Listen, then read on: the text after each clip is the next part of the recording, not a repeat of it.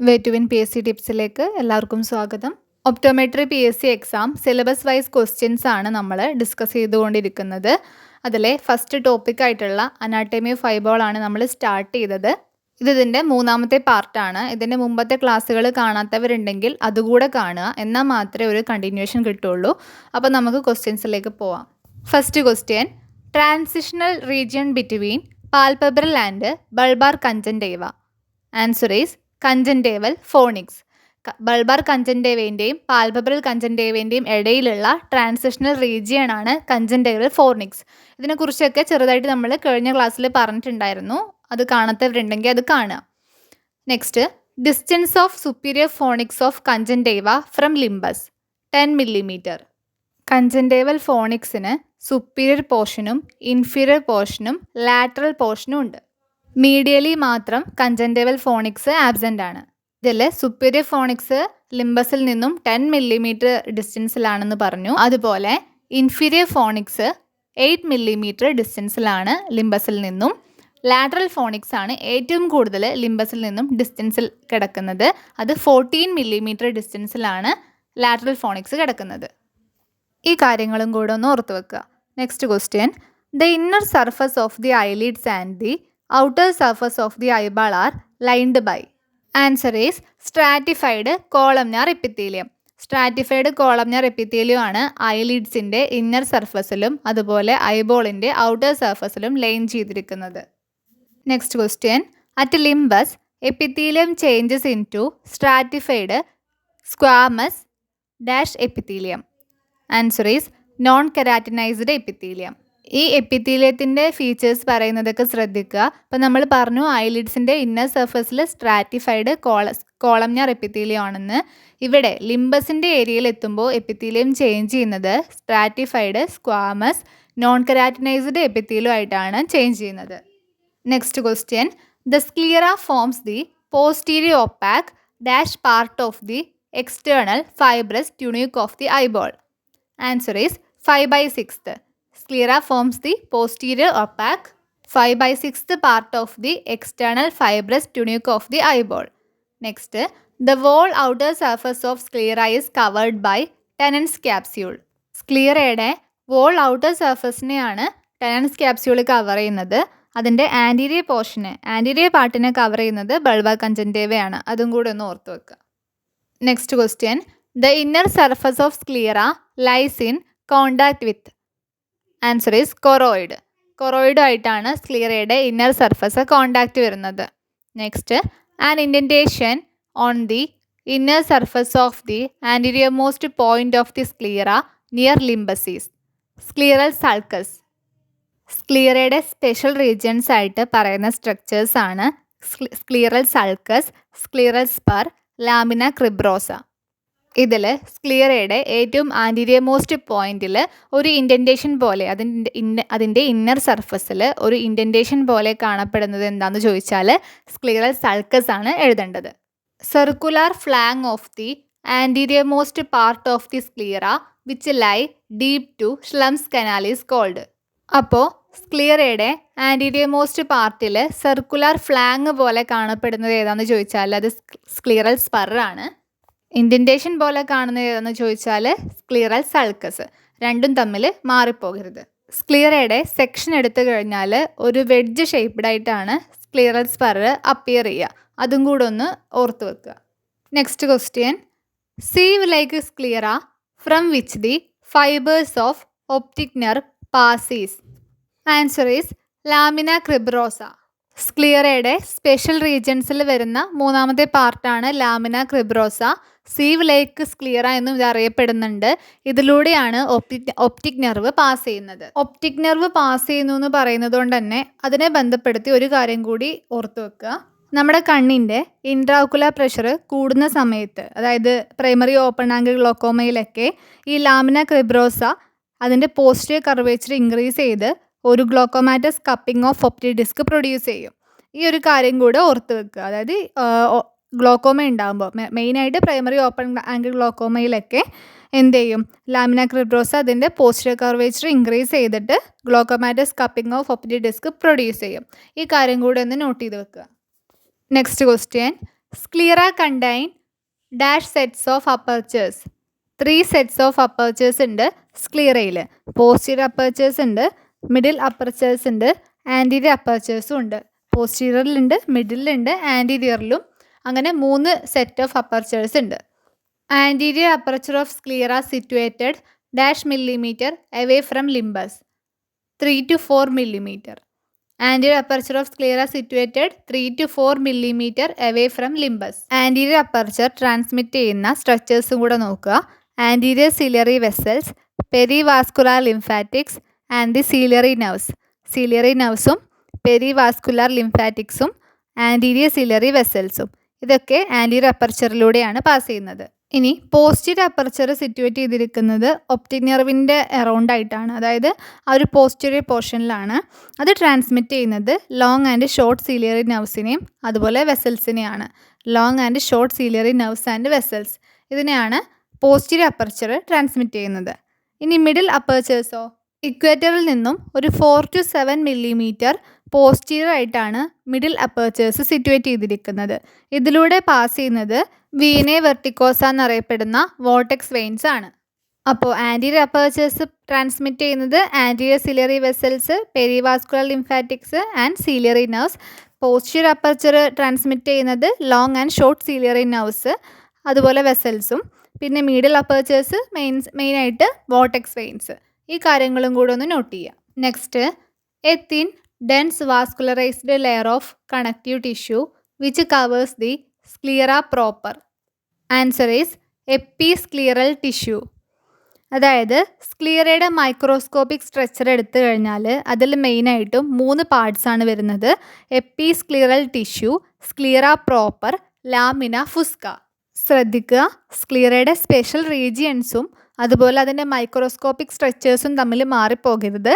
Special റീജിയൻസിൽ പറഞ്ഞിരുന്നത് sclera sulcus, scleral sulcus, scleral spur, അതുപോലെ lamina ക്രിബ്രോസ, ഈ 3 ഭാഗങ്ങളായിരുന്നു. ഇവിടെ മൈക്രോസ്കോപ്പിക് സ്ട്രക്ചറിൽ പറയുന്നത് എപ്പിസ്ക്ലീറൽ ടിഷ്യൂ, സ്ക്ലീറ പ്രോപ്പർ, ലാമിന ഫുസ്ക, ഇങ്ങനെ 3 പാർട്സിനെയാണ് പറയുന്നത്. ഇതിൽ ഏറ്റവും അപ്പർ പാർട്ടിൽ കാണുന്നത് എപ്പിസ്ക്ലീറൽ ടിഷ്യൂ ആണ്, അതായത് സ്ക്ലീറ പ്രോപ്പറിനെ കവർ ചെയ്തുകൊണ്ട്. ഏറ്റവും ഔട്ടർ പാർട്ട് ആയതുകൊണ്ട് തന്നെ ഈ ഇൻഫ്ലമേഷനൊക്കെ വരുമ്പോൾ ഇവിടെ കാണുന്ന വെസൽസൊക്കെ വളരെ പ്രൊമിനൻ്റ് ആയിട്ട് കാണും. Next question, the innermost part of sclera which blends with suprachoroidal and supraciliary lamina of the uveal tract. Answer is lamina fusca. അതായത് സ്ക്ലീറയുടെ ഏറ്റവും ഇന്നർമോസ്റ്റ് പാർട്ടിൽ കാണുന്നതാണ്. ഇത് സുപ്രാകൊറോയിഡലും അതുപോലെ സുപ്രാസീലിയറി ലാമിനയായിട്ട്, ഉവിയൽ ട്രാക്റ്റിൻ്റെ സുപ്രാകൊറോയിഡൽ ആൻഡ് സുപ്രാസീലിയറി ലാമിനയായിട്ട് ബ്ലെൻഡ് ചെയ്തിട്ടാണ് കാണുന്നത്. ഇവിടെ എന്ത് കാണുന്നുണ്ട്? പിഗ്മെൻറ്റ് സെൽസൊക്കെ കാണുന്നുണ്ട്. അതുകൊണ്ട് തന്നെ ഈ പിഗ്മെൻറ്റ് സെൽസിൻ്റെ പ്രസൻസ് ഉള്ളതുകൊണ്ട് തന്നെ ഇവിടെ ഒരു ബ്രൗണിഷ് അപ്പിയറൻസ് ആണ് ഉണ്ടാവുക. അപ്പോൾ സ്ക്ലീറയുടെ മൈക്രോസ്കോപ്പിക് സ്ട്രക്ചറിൽ 3 പാർട്ടാണ് പറഞ്ഞത്: എപ്പിസ്ക്ലീറൽ ടിഷ്യൂ, സ്ക്ലീറ പ്രോപ്പർ, ലാമിന ഫുസ്ക. അതിൽ ഈ സ്ക്ലീറ പ്രോപ്പറിനെ കുറിച്ച് അറിയേണ്ട ഒരു കാര്യം കൂടി പറയാം. നമ്മൾ ഏജ് കൂടുന്നതിനനുസരിച്ചിട്ട് ഈ സ്ക്ലീറ പ്രോപ്പറിലുള്ള കൊളാജൻ ഫൈബേഴ്സൊക്കെ എന്ത് ചെയ്യും? സ്ക്ലീറോസ്ഡ് ആവും. ആൻഡ് അവിടെ എന്ത് ചെയ്യും? ലിപ്പിഡ്സിൻ്റെ ഡിപ്പോസിഷൻ വരും. അങ്ങനെ സ്ക്ലീറ എന്തായി മാറും? യെല്ലോ ആയിട്ട് മാറും. അതിന് മെയിൻ കാരണം ഈ സ്ക്ലീറ പ്രോപ്പറിൽ കാണുന്ന കൊളാജൻ ഫൈബേഴ്സ് സ്ക്ലീറോസ്ഡ് ആവുന്നത് കാരണമാണ്. അതും കൂടെ ഒന്ന് ഓർത്തു വെക്കുക. Next question, nerve supply to the anterior part of sclera is by branches from the long ciliary nerves. Long ciliary നെർവ്സിൻ്റെ ബ്രാഞ്ചസ് ആണ് ആൻറ്റീരിയർ പാർട്ട് ഓഫ് സ്ക്ലീറയ്ക്ക് നെർവ് സപ്ലൈ കൊടുക്കുന്നത്. ഇനി ബിഹൈൻഡ് ദി ഇക്വേറ്റർ, അതായത് ഒരു പോസ്റ്റീരിയർ ഭാഗത്തോട്ട് നെർവ് സപ്ലൈ കൊടുക്കുന്നത് short ciliary nerves ആണ്. അതും കൂടെ ഓർത്ത് വെക്കുക. ലോങ് സിലിയറി നെർവ്സിൻ്റെ ബ്രാഞ്ചസ് ആൻറ്റീരിയർ പാർട്ടിലോട്ടും പോസ്റ്റീരിയർ പാർട്ടിലോട്ട് ഷോർട്ട് സിലിയറി നെർവ്സിൻ്റെ ബ്രാഞ്ചസുമാണ് നെർവ് സപ്ലൈ കൊടുക്കുന്നത്. Next question, which is known as principal optical surface of I. Answer is cornea. Main optical surface of I എന്ന് പറയുന്നത് കോർണിയാണ്. കാരണം എന്താണ്? നമ്മളെ ഐയിലെ ഫസ്റ്റ് റിഫ്രാക്റ്റീവ് സർഫസ് എന്ന് പറയുന്നത് കോർണിയാണ്. റിഫ്രാക്റ്റീവ് പവറും കോർണിയക്കാണ് ഏറ്റവും കൂടുതൽ, ലെൻസിനേക്കാൾ കൂടുതൽ. 43 ഡയോപ്റ്ററാണ് കോർണിയയുടെ ടോട്ടൽ റിഫ്രാക്റ്റീവ് പവർ. അപ്പോൾ അതുകൊണ്ട് തന്നെ പ്രിൻസിപ്പൽ ഒപ്റ്റിക്കൽ സർഫസ് എന്ന് പറയുന്നത് കോർണിയാണ്. കോർണിയ എന്ന് പറയുന്നത് ഒരു ട്രാൻസ്പാരൻ്റ് ആയിട്ടുള്ള അവാസ്കുലാർ വാച്ച് ഗ്ലാസ് ലേക്ക് സ്ട്രക്ചറാണ്. അതും കൂടെ ഒന്ന് ഓർത്ത് വെക്കുക. Next question, cornea forming dash part of the outer fibrous coat of eyeball. 1/6 part of the outer fibrous coat of eyeball form ചെയ്തത് കോർണിയാണ്. സ്ക്ലിയർ നേരത്തെ പറഞ്ഞിരുന്നു 5/6 പാർട്ടാണ്. അപ്പോൾ കോർണിയ ഫോം ചെയ്യുന്നത് ബാക്കിയുള്ള 1/6 part. Next, posterior surface of cornea is circular with an average diameter of. Posterior surface of cornea is circular with an average diameter of. Answer is 11.5 millimeter. അതായത് കോർണിയക്ക് anterior സർഫസും ഉണ്ട്, പോസ്റ്റീരിയർ സർഫസും ഉണ്ട്. അതിൽ anterior surface എന്ന് പറയുന്നത് ഒരു elliptical ഷേപ്പാണ്. Elliptical shape ആകുന്നത് കൊണ്ട് തന്നെ സർക്കുലർ അല്ലല്ലോ. അപ്പോൾ അതിന് റേഡിയസ് എല്ലാ സൈഡിലും ഒരുപോലെയല്ല. അപ്പോൾ അതിന് ഹൊറിസോണ്ടൽ ഡയമീറ്ററും ഉണ്ട്, വെർട്ടിക്കൽ ഡയമീറ്ററും ഉണ്ട്. ഹൊറിസോണ്ടൽ ഡയമീറ്റർ എന്ന് പറയുന്നത് ഏകദേശം 11.75 മില്ലിമീറ്ററും വെർട്ടിക്കൽ ഡയമീറ്റർ എന്ന് പറയുന്നത് ഏകദേശം 11 മില്ലിമീറ്ററുമാണ് വരുന്നത്. ആൻറ്റീരിയർ സർഫസിൻ്റെ ഡയമീറ്റർ പഠിച്ചിട്ടില്ലെങ്കിലും പോസ്റ്റീരിയർ സർഫസിൻ്റെ ഒന്നും കൂടെ ആലോചിച്ച് വെക്കുക. പോസ്റ്റീരിയർ സർഫസ് എന്ന് പറയുന്നത് സർക്കുലർ ആണ്. അപ്പോൾ അതിനാകെ ഒരു ഡയമീറ്റർ ഉണ്ടാവുള്ളൂ, അത് 11.5 മില്ലിമീറ്റർ ആണ്. Next, thickness of cornea at the centre 0.52 millimetre. കോർണിയയുടെ തിക്നെസ് സെൻറ്ററിൽ 0.52 മില്ലിമീറ്റർ ആണ്. അപ്പോൾ പെരിഫറിയിൽ എത്രയായിരിക്കും? പെരിഫറിയിൽ ഏകദേശം 0.67 മില്ലിമീറ്റർ ആണ് പറയുന്നത്. 0.67. കോർണിയയുടെ തിക്നെസ് മെഷർ ചെയ്യാൻ വേണ്ടിയിട്ട് യൂസ് ചെയ്യുന്ന ഒരു ഇൻസ്ട്രുമെൻ്റ് ആണ് പാക്കിമീറ്റർ എന്ന് പറയുന്നത്. അതും കൂടെ ഒന്ന് ഓർത്ത് വെക്കുക. Next, refractive power of the anterior surface of cornea. Answer is 48 dioptre. ശ്രദ്ധിക്കുക, ഇവിടെ ആൻറ്റീരിയർ സർഫസ് ഓഫ് കോർണിയ എന്നാണ് ചോദിച്ചത്. അപ്പോൾ 48 ഡയോപ്റ്റർ ആണ് വരിക. വെറും കോർണിയയുടെ റിഫ്രാക്റ്റീവ് പവറാണ് ചോദിച്ചിട്ടുള്ളത് എങ്കിൽ 43 ഡയോപ്റ്ററേ വരുള്ളൂ. അതെങ്ങനെയാണ്? കോർണിയയ്ക്ക് ആൻറ്റീരിയർ സർഫസും പോസ്റ്റീരിയർ സർഫസും ഉണ്ടെന്ന് പറഞ്ഞു. ആൻറ്റീരിയർ സർഫസിൻ്റെ പവർ 48 ഡയോപ്റ്ററും, എന്നാൽ പോസ്റ്റീരിയർ സർഫസിൻ്റെ പവർ നെഗറ്റീവാണ് വരുന്നത്. -5 ഡയോപ്റ്റർ ആണ് പോസ്റ്റീരിയർ സർഫസിൻ്റെ പവർ വരുന്നത്. അപ്പോൾ ടോട്ടൽ പവർ വരുമ്പോൾ ഈ 48 നിന്ന് ആ 5 മൈനസ് ചെയ്ത് ബാക്കി 43 ആണ് ടോട്ടൽ കോർണിയയുടെ റിഫ്രാക്റ്റീവ് പവറായിട്ട് വരിക. അപ്പോൾ ക്വസ്റ്റ്യൻ നന്നായിട്ട് ശ്രദ്ധിക്കുക. ഏതെങ്കിലും സർഫസിൻ്റെ അടുത്ത് ചോദിക്കുന്നുണ്ടോ അതോ കോർണിയയുടെ മാത്രമാണോ എന്ന് നോക്കിയിട്ട് വേണം ആൻസർ ചെയ്യാൻ. Next question, cell density of corneal endothelium at birth is 6000 cells per millimetre square. ശ്രദ്ധിക്കുക, സെൽ ഡെൻസിറ്റി ഓഫ് എൻഡോത്തീലിയം ബർത്തിൽ പറയുന്നത് 6000 സെൽസ് പെർ മില്ലിമീറ്റർ സ്ക്വയർ ആണ്. പിന്നീട് അങ്ങോട്ട്, അതായത് ഒരു 1 ഇയർ ഒക്കെ കഴിയുമ്പോൾ ഒരു 26% സെൽ കൗണ്ട് കുറയും എന്നാണ് പറയുന്നത്. പിന്നെ വീണ്ടും ഒരു 11 ഇയേഴ്സ് ഒക്കെ കഴിയുമ്പോൾ വീണ്ടും ഒരു 26% കുറയുമെന്ന് പറയുന്നുണ്ട്. അങ്ങനെ നമ്മളൊരു ഏജ് കൂടുന്നതിനനുസരിച്ചിട്ട് ഒരു യങ് അഡൾട്ട് ആവുമ്പോഴേക്കും ഏകദേശം 2400 to 3000 cell per millimetre square ആവുമെന്നാണ് പറയുന്നത്. ഇത്തരത്തിൽ സെൽ കൗണ്ട് കുറയുമ്പോൾ അവിടെയുള്ള സെൽസ് എന്ത് ചെയ്യും? ആ ഡിഫക്റ്റ് ഫില്ല് ചെയ്യാൻ വേണ്ടിയിട്ട് ആ സെൽസ് ബാക്കിയുള്ള സെൽസ് ഒന്ന് എൻലാർജ് ചെയ്യും. ആ ഒരു മെക്കാനിസത്തിനെയാണ് നമ്മൾ പോളിമെഗാറ്റിസം എന്ന് പറയുന്നത്. ഇതും കോർണിയൽ എൻഡോത്തീലിയത്തിൽ കാണുന്നതാണ്. ഇനി ഒരു കാര്യം കൂടെ, നോർമലി നമ്മൾ ബർത്തിൽ കോർണിയൽ എൻഡോത്തീലിയത്തിൻ്റെ cell count 6000 cells per millimetre square ആയിട്ടാണ് പറയുന്നത്. എന്നാൽ ചില ഭാഗങ്ങളിൽ സെൽ ഡെൻസിറ്റി ബർത്തിലെ 3000 സെൽസ് പെർ മില്ലിമീറ്റർ സ്ക്വയർ ആയിട്ടും പറയുന്നുണ്ട്. അപ്പോൾ ഇങ്ങനെ ഒരു ക്വസ്റ്റ്യൻ വരുമ്പോൾ നമ്മൾ ഓപ്ഷൻസ് നോക്കിയിട്ട് വേണം ആൻസർ ചെയ്യാൻ. അതായത് ഇപ്പോൾ ഒരു ക്വസ്റ്റ്യൻ ഒരു ട്രൂ സ്റ്റേറ്റ്മെൻറ്റിനെ നമ്മൾ സെലക്ട് ചെയ്യാനാണെന്നുണ്ടെങ്കിൽ അപ്പോൾ അതിൽ 3000 ആണ് സെൽ കൗണ്ട് കൊടുത്തിട്ടുള്ളതെങ്കിൽ ബാക്കിയുള്ള ഓപ്ഷൻസ് കൂടെ നോക്കുക. അതിനേക്കാൾ ട്രൂ ആയിട്ടുള്ളത് വേറെ ഉണ്ടെങ്കിൽ അത് സെലക്ട് ചെയ്യാം. അല്ലാന്നുണ്ടെങ്കിൽ നമുക്ക് ഇത് സെലക്ട് ചെയ്യാം. അതുപോലെ തന്നെ ഫോൾസ് ആയിട്ടുള്ള ഓപ്ഷൻ സെലക്ട് ചെയ്യാനാണെന്നുണ്ടെങ്കിൽ ഇതിനേക്കാൾ ഫോൾസ് ആയിട്ടുള്ള ഓപ്ഷൻ വേറെ ഉണ്ടെങ്കിൽ നമ്മൾ അത് സെലക്ട് ചെയ്യാം. അതില്ല എങ്കിൽ ഇത് സെലക്ട് ചെയ്യാം. മനസ്സിലായോ? അപ്പോൾ നമ്മൾ ക്വസ്റ്റ്യൻസ് ഫുൾ വായിച്ച് നോക്കി ഓപ്ഷൻസും ഫുൾ വായിച്ച് നോക്കി വേണം ആൻസർ ചെയ്യാൻ. നമ്മൾ പ്രീവിയസ് ഇയർ ക്വസ്റ്റ്യൻസ് ഡിസ്കസ് ചെയ്യുമ്പോഴും പിന്നെ മോക്ക് ടെസ്റ്റ് ചെയ്യുമ്പോഴൊക്കെ ഇത്തരത്തിലുള്ള ക്വസ്റ്റ്യൻസ് കാണും. അപ്പോൾ നമുക്ക് ഡിസ്കസ് ചെയ്യാം. Next, specular microscopy is used to evaluate corneal endothelial cells count. Corneal എൻഡോത്തീലിയത്തിൻ്റെ സെൽ കൗണ്ട് മെഷർ ചെയ്യാൻ വേണ്ടിയിട്ടാണ് സ്പെക്കുലാർ മൈക്രോസ്കോപ്പി യൂസ് ചെയ്യുന്നത്. ശ്രദ്ധിക്കുക. Next, the anterior most part of the uveal tract which corresponding to the diaphragm of a camera is? Answer is iris.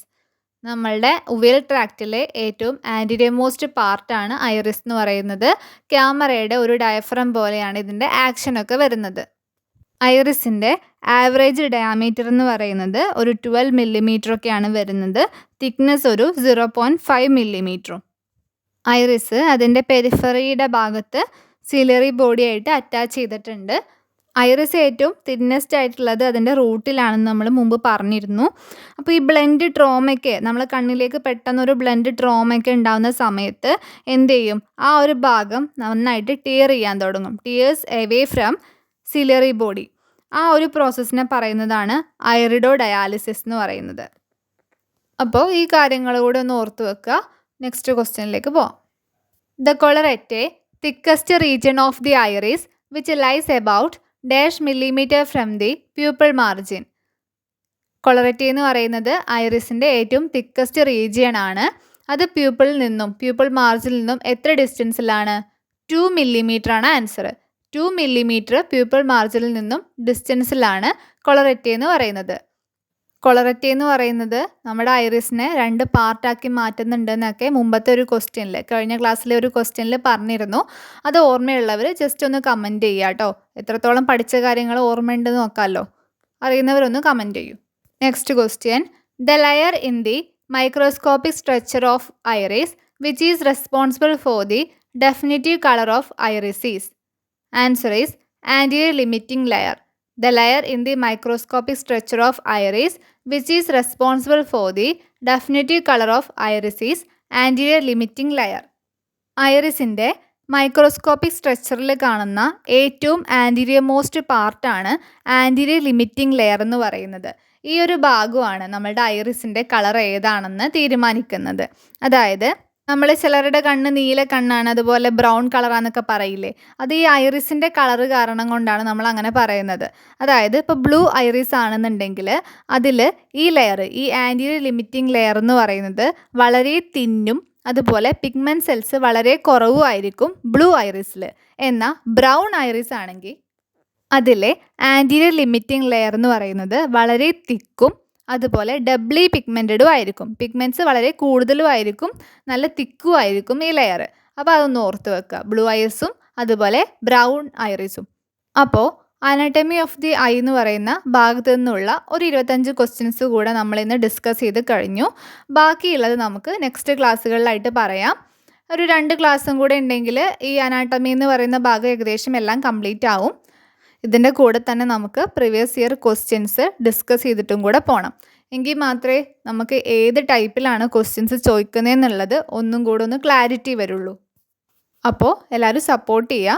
തുടർന്നുള്ള ക്ലാസ്സുകളൊക്കെ കിട്ടുന്നതിന് വേണ്ടിയിട്ട് എല്ലാവരും സബ്സ്ക്രൈബ് ചെയ്യുക. നിങ്ങളുടെ റെസ്പോൺസുകൾക്കനുസരിച്ചാണ് ഞാൻ ക്ലാസ് ഇടുന്നത്. എന്തെങ്കിലും മിസ്റ്റേക്കോ കാര്യങ്ങളോ ഉണ്ടെങ്കിലോ പെട്ടെന്ന് ക്ലാസ്സുകൾ വേണമെന്നുണ്ടെങ്കിലോ ഒക്കെ നിങ്ങൾ നിങ്ങളുടെ അഭിപ്രായം പറയാം. Thank you.